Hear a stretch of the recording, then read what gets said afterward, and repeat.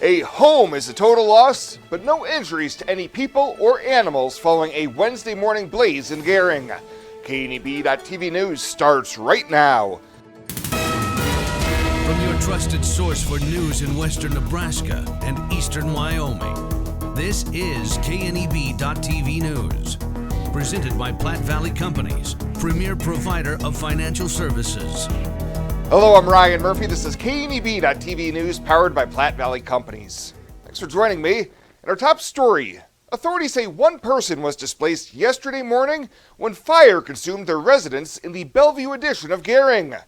The Garing Volunteer Fire Department was called to the scene on Ridge Drive and on arrival found a trailer home completely engulfed and impacting other values on the surrounding properties. Fire Chief Nathan Flowers tells KNEB News, along with Scottsbluff Fire, the blaze was extinguished in about 2 hours, and firefighters remained on scene for another 2 hours for mop-up and monitoring hot spots. No injuries were reported, and Flowers said the entire home and contents are a total loss, estimated at $50,000. While Flowers says the cause of the fire is under investigation by the state fire marshal, he did say, unfortunately, this blaze did serve as a reminder to follow all safety and manufacturer guidelines when operating space heaters. Firefighter Ministries provided assistance to the one occupant and owner of the home. Well, John Stinner is stepping back into an official public role, but this time it will be a lot closer to home. Yesterday, the former state senator from Garing was selected to fill the at-large vacancy on the Western Community College Area Board of Governors created by the retirement of Tom Perkins. Karen Anderson was on the ad hoc committee charged with making a recommendation, and she told the board they had a solid pool of applicants. We had candidates from throughout the whole area, which was great. The 4 candidates were phenomenal. They were very passionate about the college.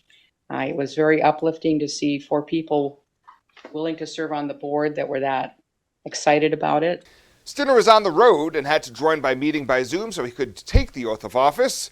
He will serve out the remainder of Perkins' term, which ends in December of 2024. That seat will then be up for election next year. We'll have more news right after this. The journey of a dream becoming reality. When we're young, a dream develops into a passion. That passion continues to manifest and grows as you do. It becomes all you want to do and all you want to be. It gives you direction. It drives you. Then your dream has become a reality. When that dream is ready to be reality, Plat Valley Bank will be with you every step of the way.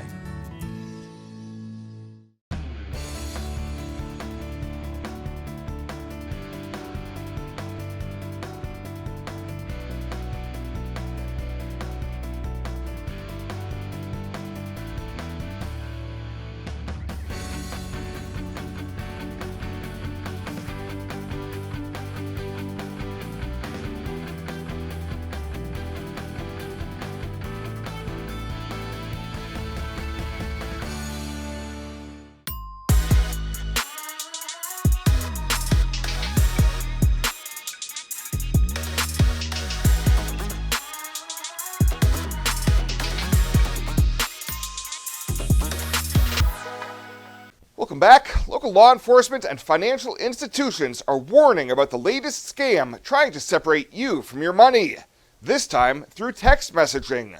A rash of official-looking text with links to bogus websites created by scammers has hit the area, and Scottsbluff County Sheriff Mark Overman says there have been a few victims who have lost a significant amount of money to the criminals. Overman tells KNEB News it's the latest version of a phishing scam, and the criminals really don't have your phone number. They're using some sort of software, and they're targeting and auto dialers and auto text messages, and so they've got the area code and the prefix, and they're just bombarding people in this area, and there's a lot of people that you could talk to virtually any bank, and there's a lot of account holders, so they're just targeting this. Overman says the text link sends you to a website that looks official, but if you fill out any information, you've given criminals complete access to your bank accounts.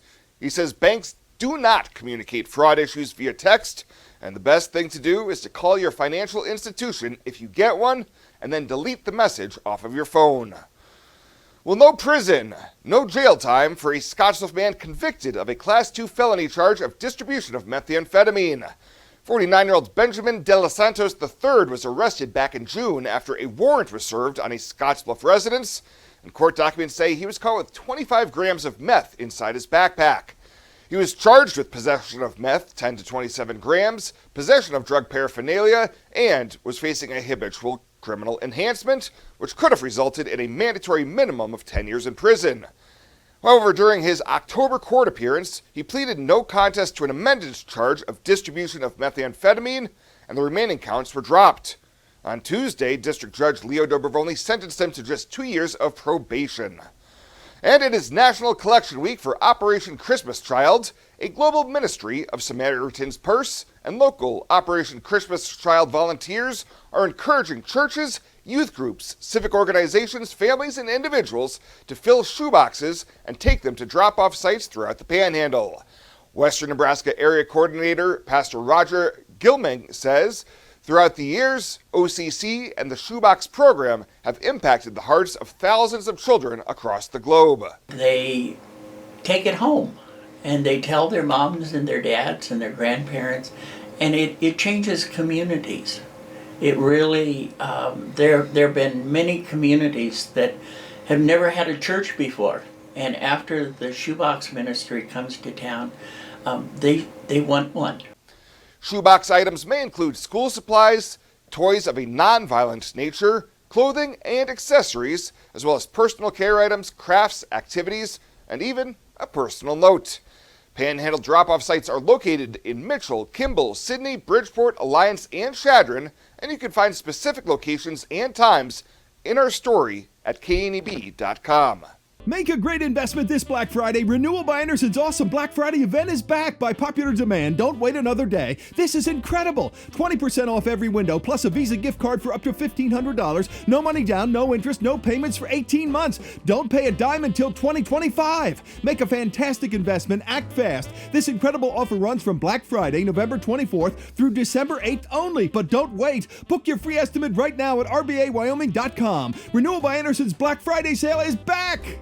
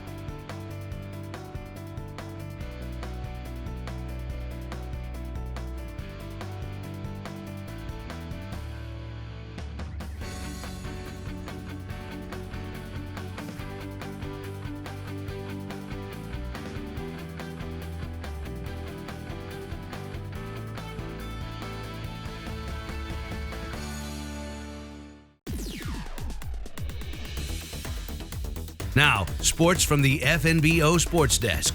FNBO, the great big small bank.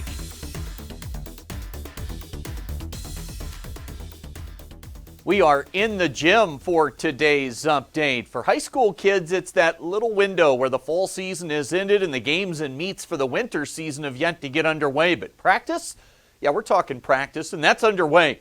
This is the first full week of workouts for winter sports athletes. Saw both basketball teams at Scottsbluff for a few minutes on Thursday. Boys head coach Scott Golian has plenty of key guys to replace off last year's team. I guess the last time we probably went through this was right after COVID.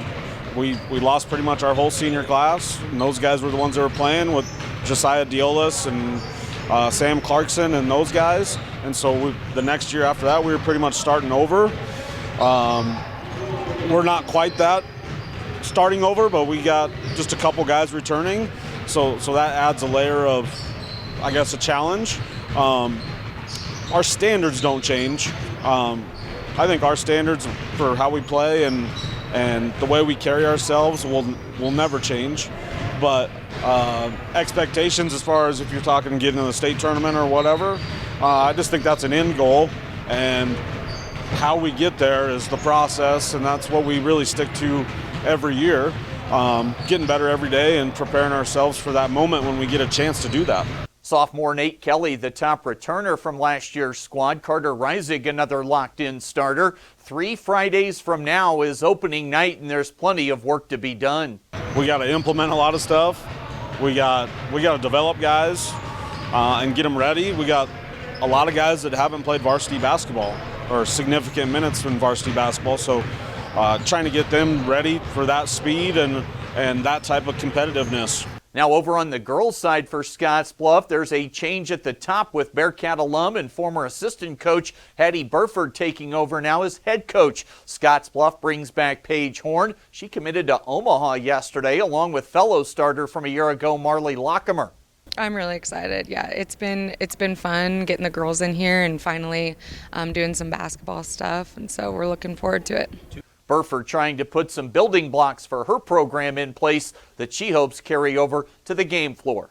We've really put in, like I said, a lot of our fundamentals. Like we have a warm-up that we're doing that really focuses on like defense and some of the different things that we're looking for out of our offense. And so hitting those every day, I think, is really going to pay off in the end. It's, like I said, it's a learning curve right now, but I think in the end it will pay off. Plenty of unknowns for both Scottsbluff basketball teams coming into the season. Both those coaches will get their first look at their respective teams when they open at Mitchell on Friday, December 1st. Even more unknowns over at Garing, where both teams have new head coaches. We'll get with some of those Garing winter sports coaches coming up on Monday when they hold their mini media day for winter sports.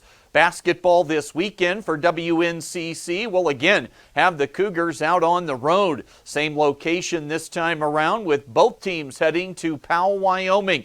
Doubleheaders tomorrow and Saturday against Northwest College and Central Wyoming. The next home action for both the Cougar women and men's squads, that'll be the Tuesday after Thanksgiving, the 28th, when both teams entertain EWC. That is the latest today from the FNBO Sports Desk. I'm Chris Katro.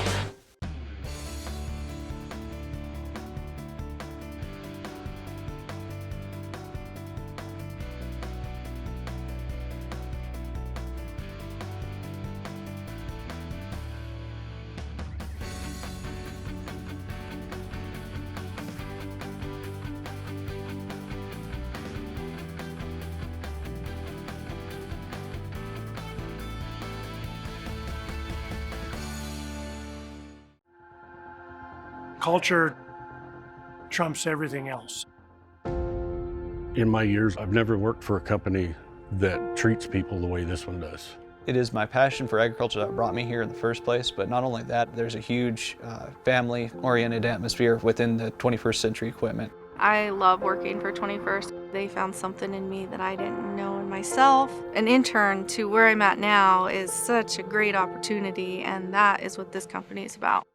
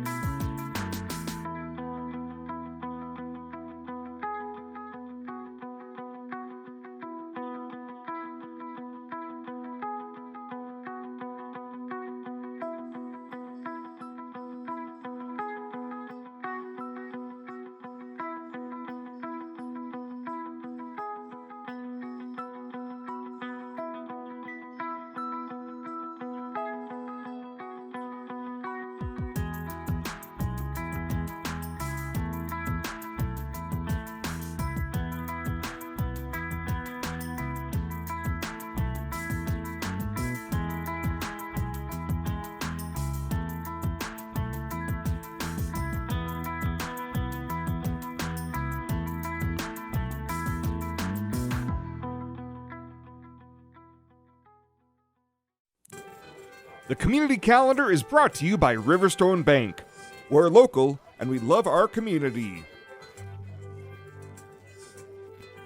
Morrill County Community Hospital and the behavioral health providers are here to help. Amber Dean specializes in mental health care, which includes medication and therapy across a person's lifespan.